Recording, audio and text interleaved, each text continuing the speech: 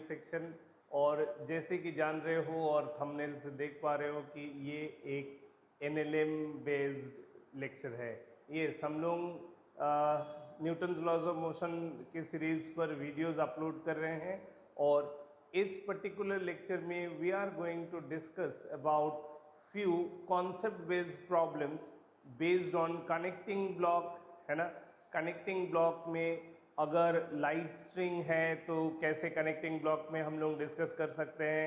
अगर connecting block मतलब blocks connected है एक हेवी स्ट्रिंग से जिसका मास अवेलेबल है, तब हम उस स्ट्रिंग का मास अवेलेबल होने पे किस तरह से कनेक्टेड बॉडीज़ का एक्सेलरेशन और स्ट्रिंग का डिफरेंट पॉइंट्स में टेंशन फोर्स के बारे में बात कर सकते हैं। तो हम लोग आज यही कॉन्सेप्ट को बेस करके डिस्कशन करेंगे। स्टूडेंट्स, आप देख रहे हो IIT जोन ट्यूटोरियल का यूट्यूब चैनल। मैं फिजिक्स फैकल्टी सुभाषिष दास जो लगातार कॉन्सेप्ट बेस्ड वीडियोस आपके लिए लाते रहता हूँ। तो चलिए फर्दर डिस्कशन किए बगैर हम लोग डायरेक्ट कॉन्सेप्ट पे चलते हैं। कॉन्सेप्ट डिस्कशन जैसे बेसिक कॉन्सेप्ट है for connected bodies, you know that कि जब कभी हम दो कनेक्टेड बॉडीज़ को मतलब दो बॉडीज़ को कनेक्ट करेंगे एक लाइट इनएक्सटेंसिबल स्ट्रिंग के सहारे, है ना।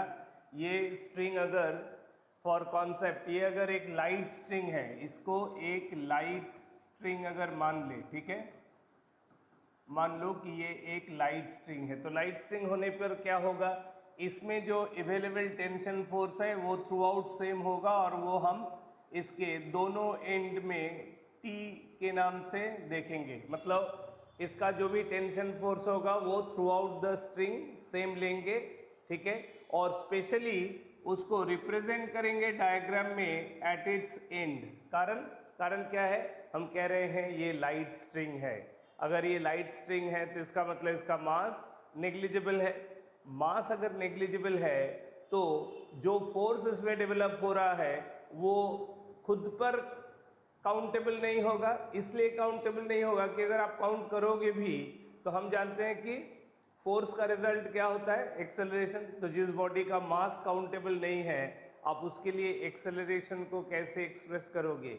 And that is the reason why ये टेंशन फोर्स स्ट्रिंग पे यूज नहीं होगा, रैदर स्ट्रिंग का जो टेंशन है, जो स्ट्रेंथ है, वो काम पे आएगा किसके लिए, वो ब्लॉक के लिए जो स्ट्रिंग से बंधा हुआ है। यही कारण है कि हम लोग ये एक अरेंजमेंट देखेंगे, ये एक अरेंजमेंट देखेंगे, ठीक है। तो हम जानते हैं कि अगर हम इस अरेंजमेंट को F फोर्स से पुल करेंगे तो we know the basic equation F minus T, ये m1 इंटू A होगा। ब्लॉक ए में जो एक्सेलरेशन है वो नेट फोर्स ऑन m1 के लिए काम करेगा एंड कनेक्टेड बॉडी होने की वजह से इसमें भी सेम एक्सेलरेशन आएगा। कारण ये सिर्फ लाइट ही नहीं है, लाइट स्ट्रिंग एंड इनएक्सटेंसिबल। ये अगर इनएक्सटेंसिबल है तो इसका लेंथ कांस्टेंट रहेगा, ठीक है। तो यही कारण है कि सेकेंड बॉडी में भी सेम डिस्प्लेसमेंट होगा, एक्सेलरेशन सेम काउंट होगा।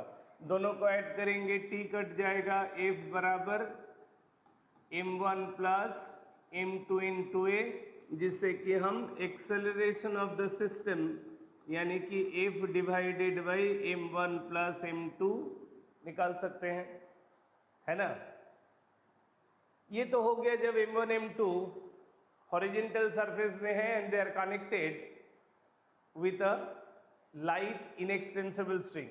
अब देखो यही अगर अरेंजमेंट, यही m1 m2 को अगर मैं कनेक्ट कर दूं एक हेवी स्ट्रिंग के साथ, अब वही m1 m2 कनेक्टेड है मान लो एक हेवी स्ट्रिंग के साथ, ये हेवी स्ट्रिंग है, इसका लेंथ है L और इसका खुद का मास है, मान लो ये इसका खुद का मास है m3, यूनिफॉर्म मास m3 मान लो ले लिया स्ट्रिंग का through out in its length L।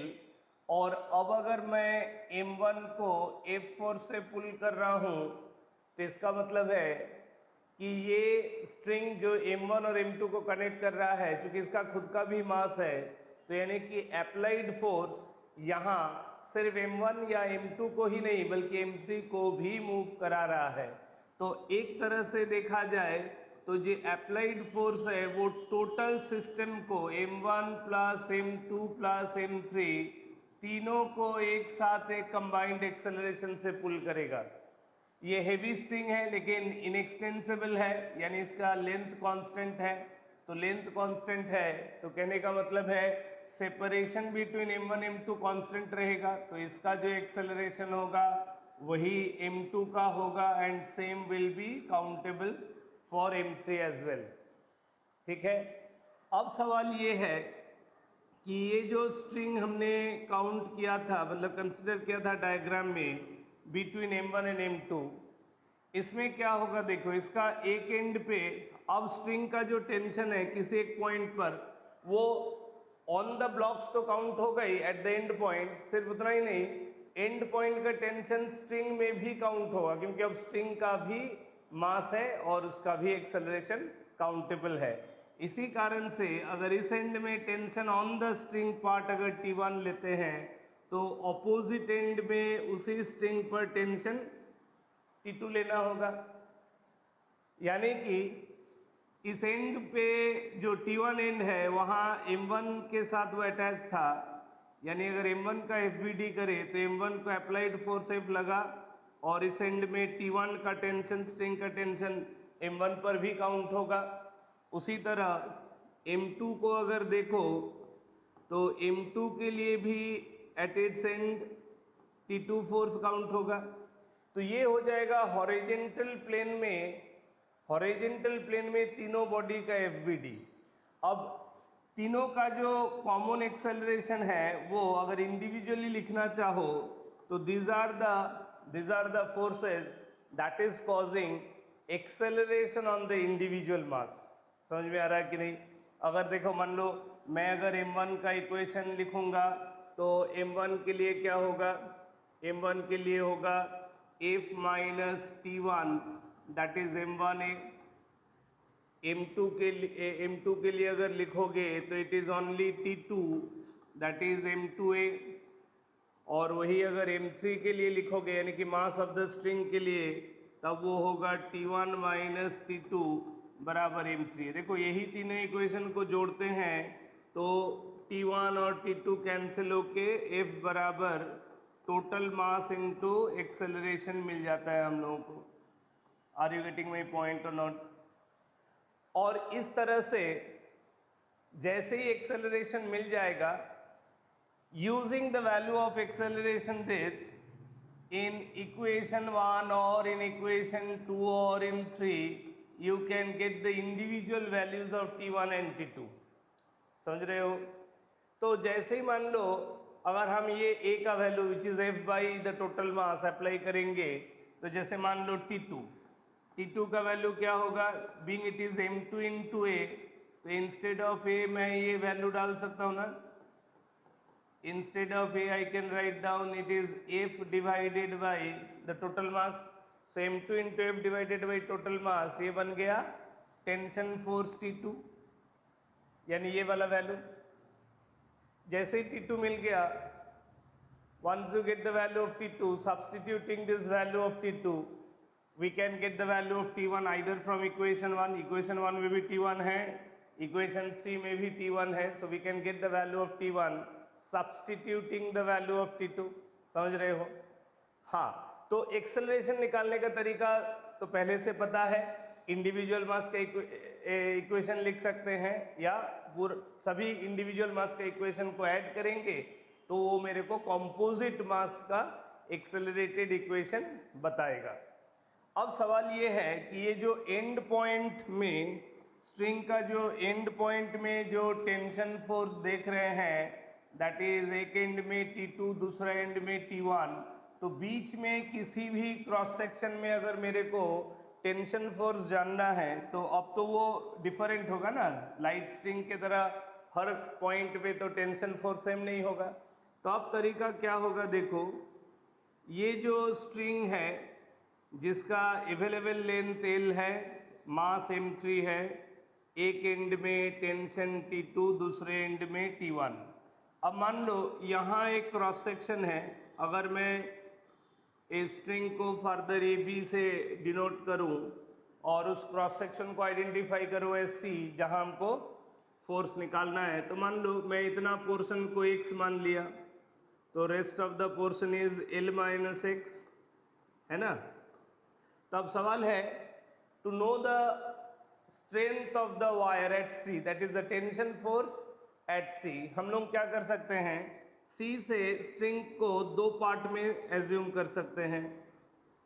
We can assume it in two section, one is of length x, दूसरा L माइनस एक्स। समझ में आ रहा है कि नहीं? ठीक है।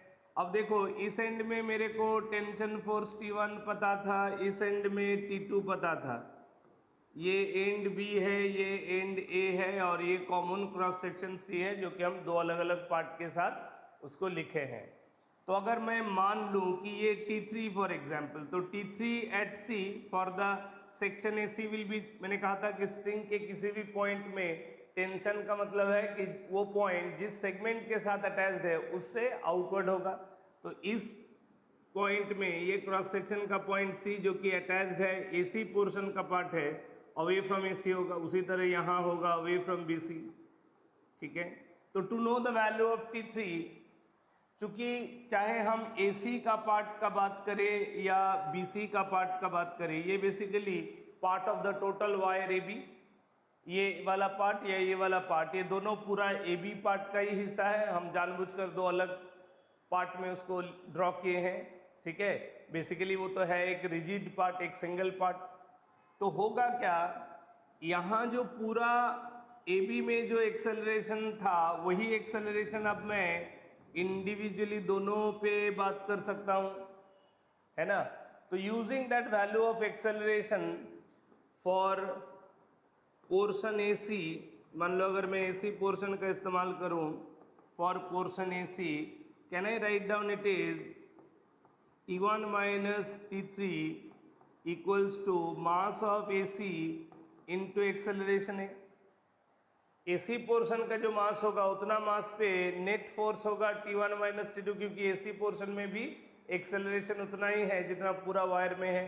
तो इस तरह से चूंकि मेरे को T1 पता है, A पता है, तो ऑब्वियसली इसको सिंप्लीफाई करेंगे तो मेरे को ये T3 पता चल जाएगा, ये सर नो। तो इस तरह से एक हेवी स्ट्रिंग का हर पॉइंट में हम लोग टेंशन फोर्स निकाल सकते हैं। हाँ, अब करना होगा ये कि हेवी स्ट्रिंग के साथ अटैच्ड ब्लॉक का पहले हमको कंबाइंड एक्सेलरेशन इवेल्युएट कर लेना पड़ेगा, और फिर यूजिंग दैट एक्सेलरेशन, ठीक है, स्ट्रिंग का जिस पॉइंट का टेंशन पूछा जाएगा उस पॉइंट से स्ट्रिंग को, टोटल स्ट्रिंग को दो पार्ट में डिवाइड कर लेंगे, एज्यूम करेंगे उसका दो part on either side of that required point, और फिर किसी भी एक पार्ट में using the result of acceleration what we can primarily get it on behalf of the entire system, हमको किसी भी इंटरमीडिएट क्रॉस सेक्शन में टेंशन फोर्स निकल सकता है, प्रोवाइडेड हम net force is equal to mass into acceleration का concept use करेंगे किसी भी पार्ट ऑफ द वायर में। ठीक है, समझ में आया?